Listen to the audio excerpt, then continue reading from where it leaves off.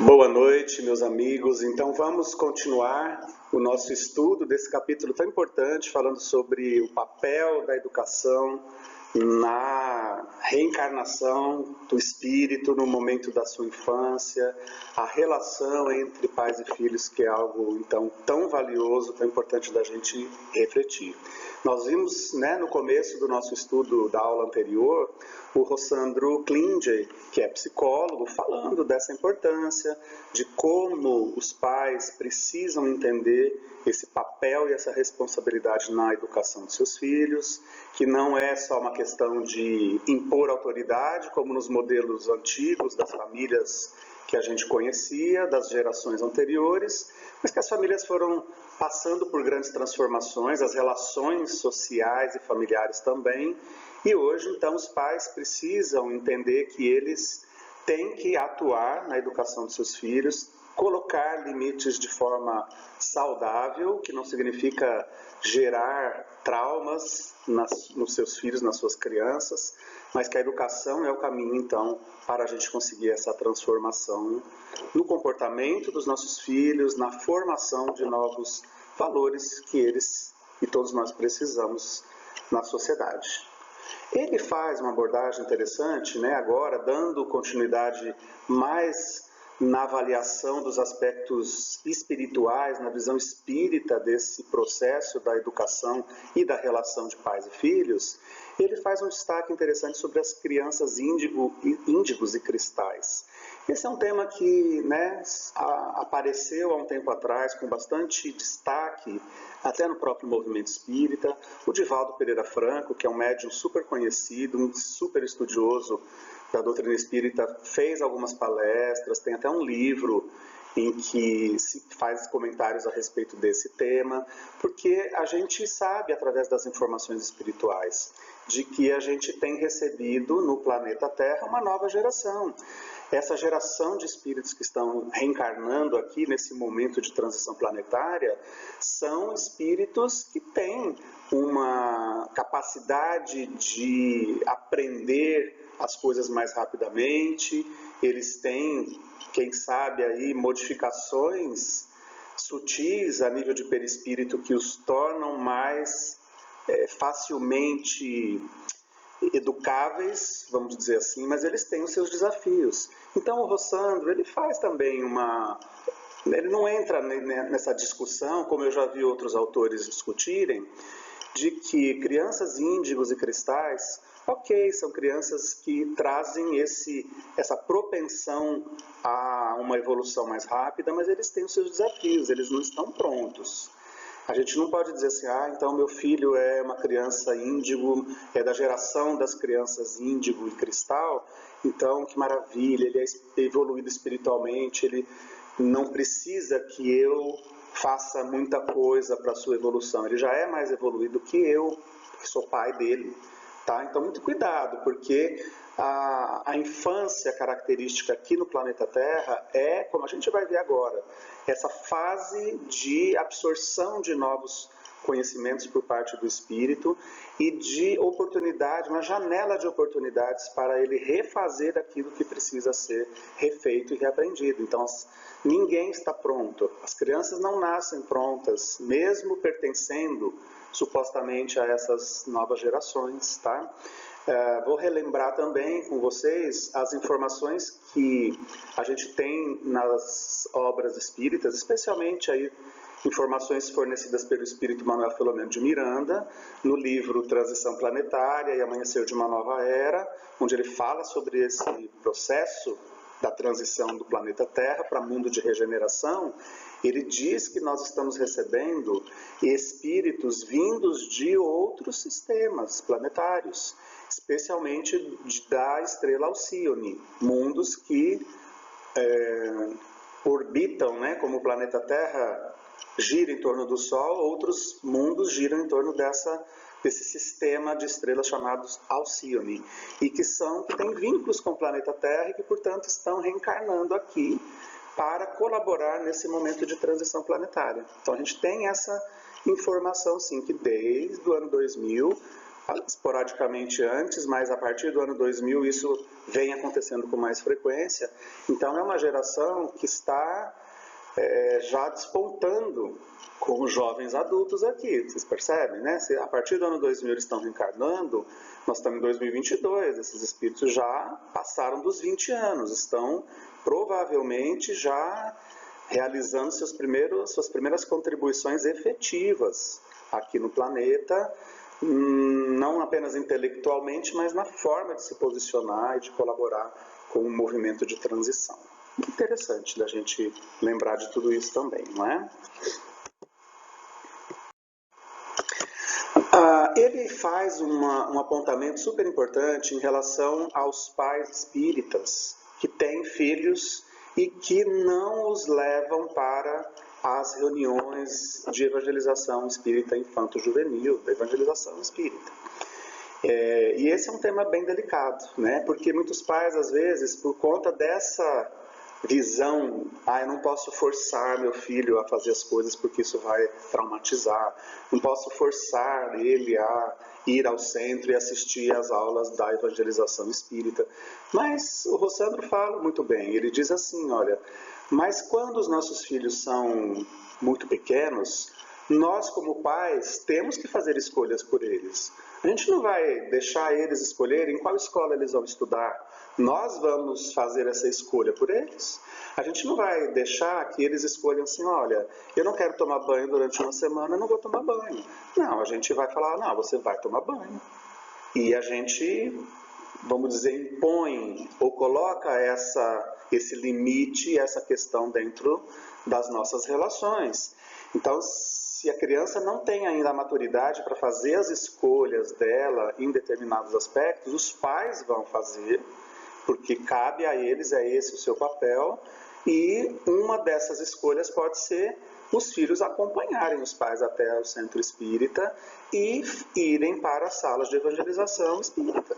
Tenho certeza que os filhos vão agradecer muito a respeito disso no futuro, tá? Então, se a gente é pai, a gente precisa entender isso. Tem escolhas que, em determinadas fases, especialmente nos primeiros anos de vida, que os nossos filhos não têm condições de fazer a sua escolha, nós faremos por eles, tá? Especialmente essas questões ligadas a hábitos, a comportamentos, a educação.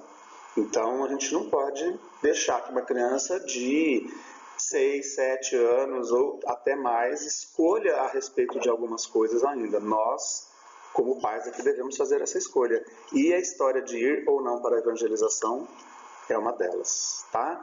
Não se sinta como impositor da sua vontade para o seu filho em relação a isso. Se ele depois falar, olha, não quero seguir o espiritismo, a minha opção é por outra religião, quando ele se tornar adulto, claro, é livre-arbítrio dele, todos nós temos o livre-arbítrio, mas a gente tem que apresentar essa oportunidade para eles durante o processo da infância, né? Se a gente escolheu o espiritismo porque é uma convicção de que para nós esse é o melhor e eu quero o melhor para o meu filho, eu vou apresentar isso para ele e depois, quando ele tiver a maturidade de fazer as suas escolhas, ele vai escolher se ele quer continuar seguindo os princípios da filosofia, da doutrina espírita ou não.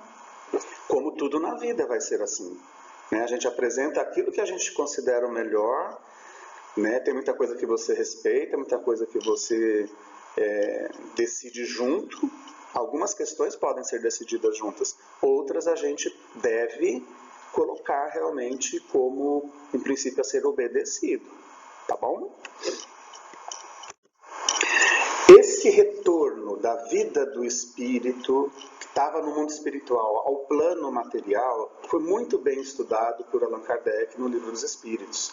A gente tem lá um capítulo extremamente importante e cheio de colocações muito valiosas a respeito desse momento da volta do espírito a uma nova reencarnação. Então, olha que pergunta interessante, né? O espírito que anima o corpo de uma criança é tão desenvolvido quanto de um adulto? Uma pergunta lá do Livro dos Espíritos. 379. E a resposta é assim, olha, pode mesmo ser mais evoluído, se ele mais progrediu, pois são apenas os órgãos imperfeitos que o impedem de se manifestar no momento da infância, tá? Age de acordo com o instrumento de que se serve. Então isso é importante, a gente entender e relembrar. Porque quando a gente olha para uma criança, quando a gente olha para um bebê ou para uma criança pequena, a gente fica imaginando, ou poderíamos imaginar, né?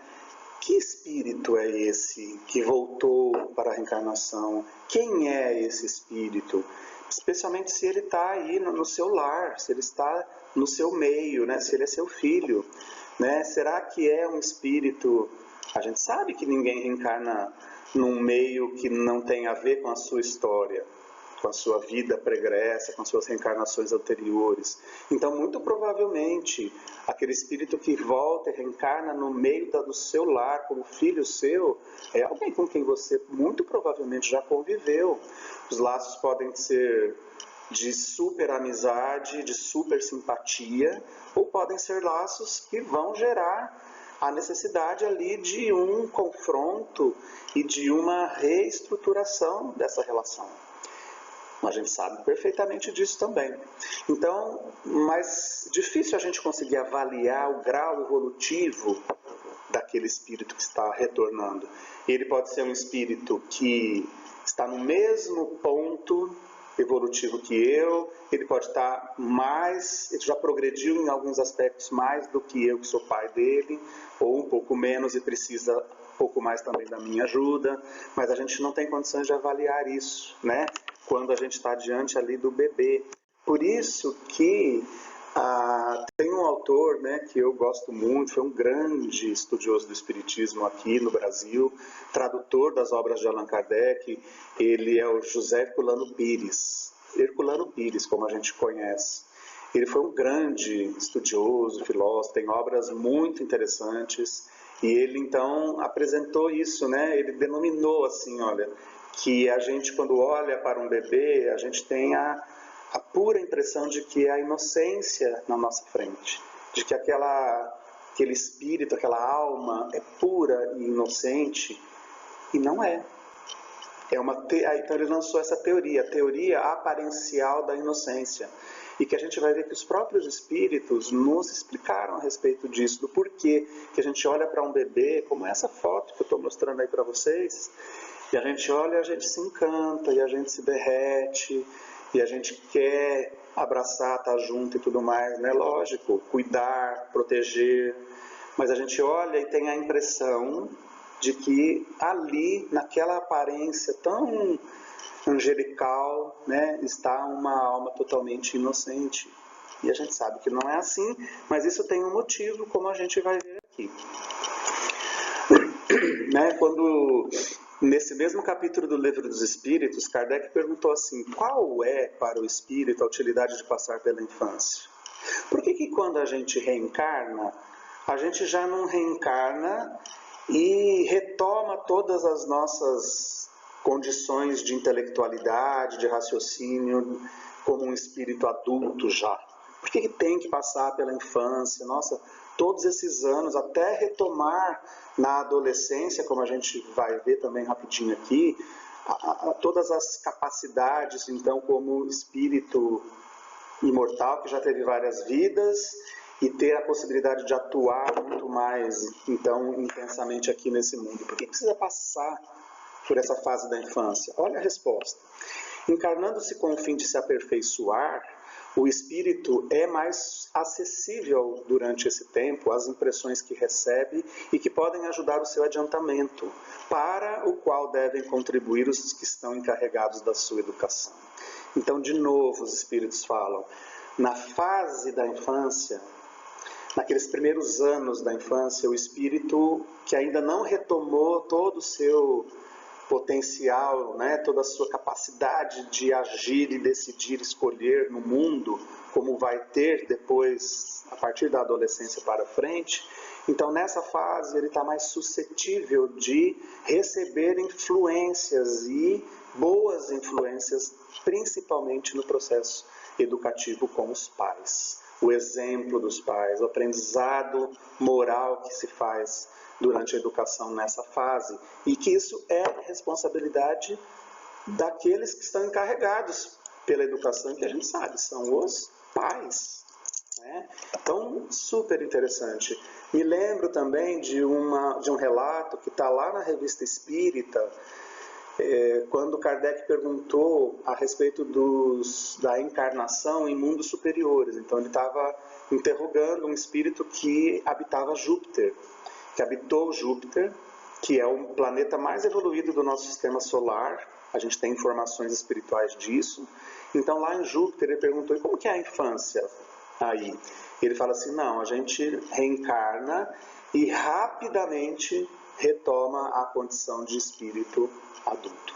Então, nos mundos superiores, a tendência é que esse período da infância seja encurtado, porque não há mais essa necessidade da gente refazer hábitos e introduzir hábitos positivos, porque os espíritos já são mais evoluídos. Eles não precisam passar por uma infância tão longa. Assim como o tempo da encarnação também é mais longo, sabia? Eles vivem mais.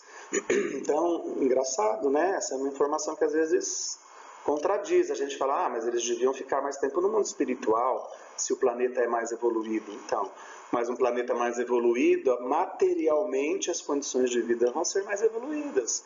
E estar reencarnado não significa ter um corpo tão grosseiro que seja, em alguns momentos, até um obstáculo à manifestação plena do espírito. Então, nos mundos mais sutis, tudo é mais sutil, mais avançado, mais evoluído. A própria estrutura física dos corpos materiais, nos quais os espíritos reencarnam, é mais sutil, e a vida, então, é como se a gente estivesse no mundo espiritual lá, encarnados. Para esses espíritos, a realidade é essa. Mas, enfim, vamos em frente. Muitos pais se assustam e até a gente que passa por essa fase da adolescência se assusta com as mudanças que acontecem ali, especialmente mudanças de comportamento, de maneira de se expressar. Porque aí é que acontece de verdade, né? Olha lá, tem uma questão ali em cima nessa imagem, que é desse capítulo também. A mudança que acontece nessa fase da adolescência é o sintoma do espírito retomando a natureza do caráter e das experiências anteriores dele. Então, se ele é um espírito que traz uma bagagem de coisas ainda pesadas que precisam ser reconstituídas, na infância houve essa oportunidade, mas o espírito retoma aquilo que ele é. Não tem mais a aparência da inocência, do bebezinho. Ele vai se tornar aquilo que ele é de verdade, da sua realidade espiritual, do seu momento evolutivo. Né? Isso muitas vezes assusta os pais, porque meu filho era tão dócil, tão obediente, de repente virou um adolescente rebelde, virou um adolescente... Existe essa mudança bem conhecida e tradicional da adolescência, mas para alguns jovens e adolescentes essa mudança é muito gritante. E especialmente se a educação não foi a contento no período da infância. Então, as tendências que esse espírito traz, se elas não foram sendo trabalhadas na infância de alguma forma, elas vão aparecer muito fortemente aí na adolescência, tá? Por isso a importância da educação, gente, na infância. Por isso a importância dessa fase da infância e da educação naquele momento. Tudo bem, a gente pode continuar influenciando, melhor dizendo, no comportamento dos nossos filhos. A educação continua depois da adolescência, claro que sim, mas é diferente. A absorção do que você é capaz de ensinar para o seu filho depois da adolescência, os mecanismos são diferentes. Aquele primeiro momento da infância, se aquilo foi perdido como oportunidade de educação, dificilmente vai ser retomado. Tá? Porque ali agora o espírito já está com toda a sua capacidade, a sua lucidez possível nessa encarnação a partir da adolescência.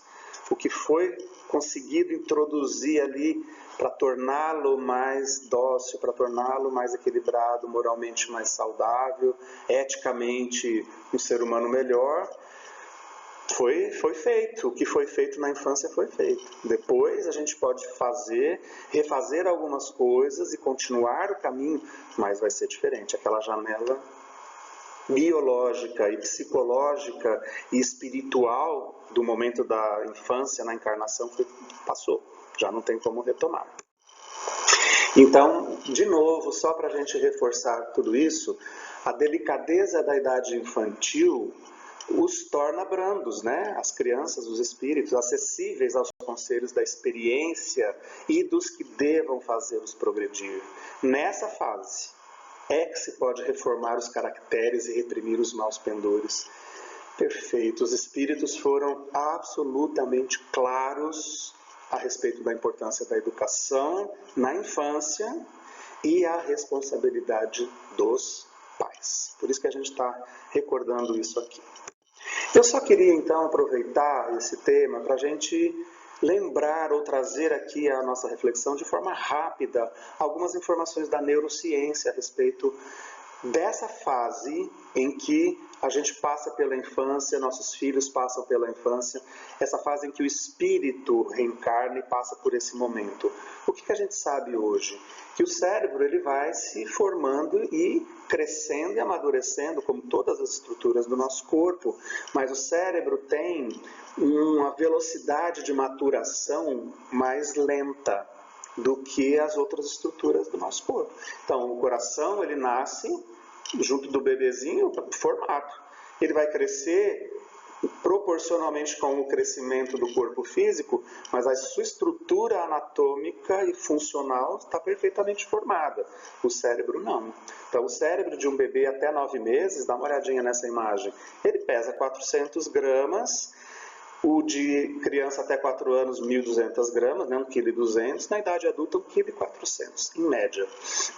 A gente sabe que hoje a ciência descobriu que a gente tem o que a gente chama de plasticidade cerebral, ou seja, as células que compõem o nosso cérebro, que são os nossos neurônios, elas se ramificam, né, como se fossem galhos de árvores, e elas se conectam umas com as outras. E a gente tem uma grande plasticidade, o cérebro se molda, sabe, às funções e àquilo que ele é exigido.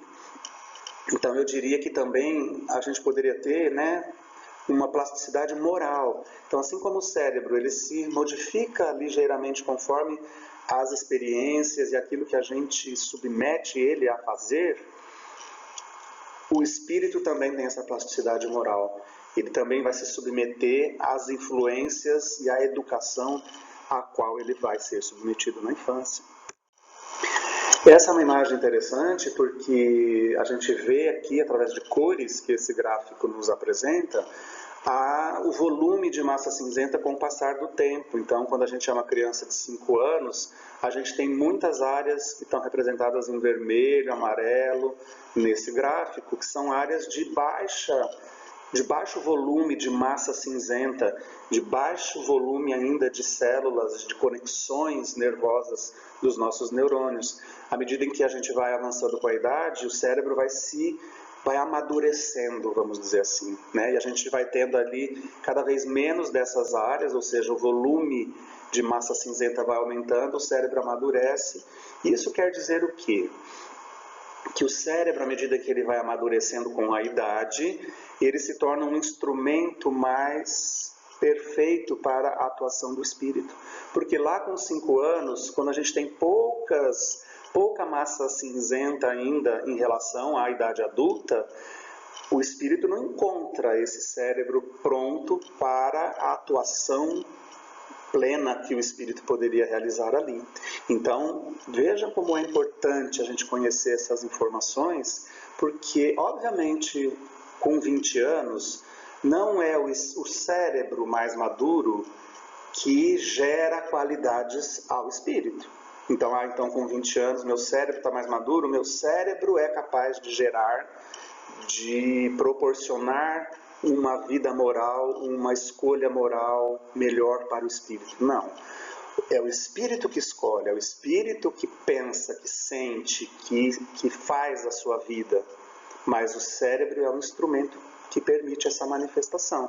E se esse instrumento não está maduro, como a gente está vendo, a ciência nos explicando, ele não vai encontrar essa possibilidade toda. Por isso que a infância é o momento de você atuar para ajudar a formar hábitos, ajudar a formar caracteres, ajudar a formar um ser humano melhor. A gente tem aí a ciência mesmo mostrando essa janela de oportunidades na primeira infância, mostrando que é nessa fase que a gente tem o aprendizado das principais funções, né? Desde as funções de linguagem que a gente aprende ali, a capacidade sensorial de visão, audição, todos os sentidos. A criança é um ser totalmente voltado para o aprendizado, é uma esponja que vai aprender tudo que ela vê, tudo ela quer aprender, tudo ela quer saber, tudo ela pergunta por quê, não é assim? As funções cognitivas, então a capacidade de raciocinar, de fazer ligações entre uma coisa e outra, é uma fase de aprendizado incrível para o ser humano, para a criança, para o espírito que reencarna. Então, é do 0 aos 7 anos, essa janela é fundamental na educação, é fundamental na atuação dos pais para formar o caráter moral dos seus filhos. A gente não pode deixar passar essa janela, porque depois tudo vai se tornando diferente. Não é que ela se fecha radicalmente, mas essa plasticidade, essa possibilidade toda de aprendizado estão abertas nessa fase. Tá? A gente sabe, inclusive, através de informações espirituais, que o próprio processo de reencarnação, ou seja, aquela justaposição do perispírito com o corpo físico e a ligação final e plena de todos os laços fluídicos entre os corpos do perispírito e corpo físico se completa aos 7 anos. André Luiz nos explica isso, né, também. Então, olha que tudo se soma, né, tudo está junto ali para nos mostrar a importância dessa fase espiritual na encarnação.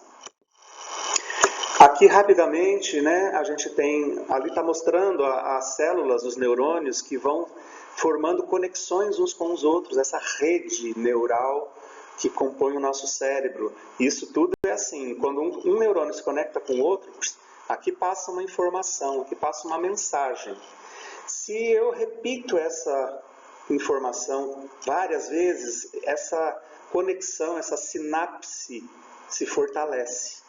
E as outras conexões que eu formo, mas que eu não uso, que eu não repito, que eu não fortaleço, o cérebro tem uma tendência de perder, de desconectar, de manter realmente aquilo que a gente usa mais.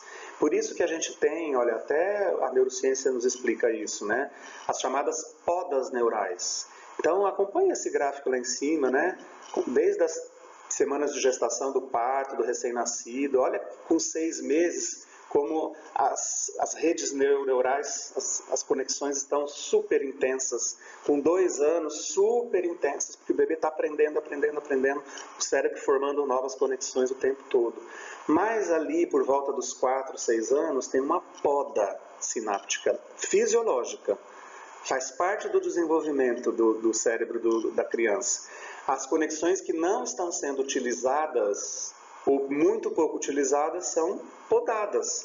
E o cérebro vai mantendo somente aquelas mais usadas, aquelas que a gente mais utiliza.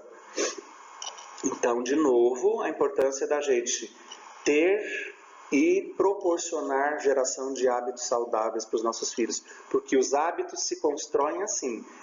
Aquilo que a gente repete, aquilo que a gente reforça, aquilo que a gente mantém no nosso comportamento e na nossa escolha. Então, meus amigos, né, a responsabilidade dos pais é bastante importante e a gente tem falado o tempo todo. Deus é o Criador de todas as coisas, mas nós somos co-criadores na obra divina. Então, André Luiz nos fala isso tão maravilhosamente bem, né, no livro Evolução em 2 Mundos. Nós somos co-criadores, então nós pais somos co-criadores na vida dos nossos filhos. Eles vêm através de nós, lembra do Gibran, Khalil Gibran? Eles não são nossos, mas eles vêm através de nós. E isso gera uma responsabilidade. Se eu não faço a minha parte como pai, as tendências anteriores vão aflorar e se perpetuar aqui. Eu tenho que fazer a minha parte para colaborar na boa evolução dos filhos que vêm através de mim. E se a gente não faz isso, claro, né, a gente vê a infância perdida de tantas crianças e jovens, né? Crianças que ficam expostas ali ao abandono dos pais, então ficam sujeitas à influência do meio simplesmente onde elas se encontram. O meio influi na vida de todos nós, influi, mas não determina o nosso comportamento. Mas se eu tenho, então, uma educação que me traz valores importantes, eu escolho, tenho possibilidade de escolher diferente. Se eu tenho um meio social totalmente adverso e não tenho a possibilidade de ter essa educação, se os pais não cumprem esse papel, eu vou para onde a influência me manda. A criança ainda às vezes não tem capacidade de fazer escolhas como os adultos têm, tá bom? Então, será que os pais são sempre responsáveis pelo que os filhos se tornam? Tem uma pergunta no livro dos Espíritos também. Os Espíritos disseram assim, olha, se os pais fizeram tudo o que cabia a eles, e mesmo assim os filhos se tornam pessoas de má índole no mundo, é a escolha dos filhos. Os pais não têm culpa pelo que o filho se tornou. Agora, se os pais não fizeram tudo o que cabia a eles, e o filho se tornou uma pessoa de má índole, de mau comportamento, por conta disso, então a responsabilidade será dos pais também. E finalmente, tá? Se a gente achar que deixar bens, dinheiro e coisas materiais é a única forma de garantir o futuro dos nossos filhos, a gente vai estar errando muito, meus amigos. Muito. Claro que possibilitar uma vida de conforto material é legal, é importante, se você tem essa possibilidade, sim, mas não é essa a sua principal função como pai.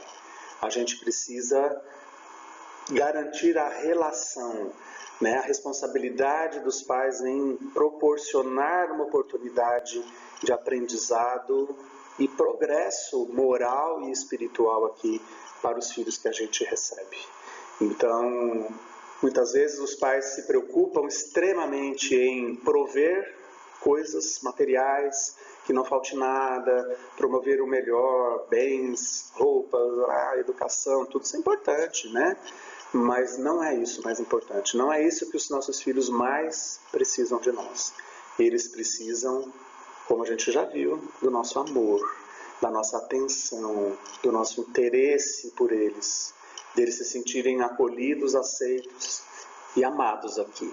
Isso, e até corrigidos, e até os limites colocados, como a gente já viu aqui.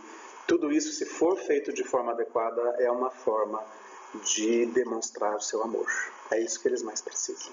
Que a gente possa então refletir bastante, né? Nós que somos filhos, nós que somos pais, nas relações que a gente tem aqui no nosso mundo, na nossa vida, tá bom? Um beijo para vocês, fiquem todos com Deus, uma ótima semana. A gente ainda tem aí os nossos temas livres que virão, tá bom? Um abraço, pessoal, tudo de bom para todos.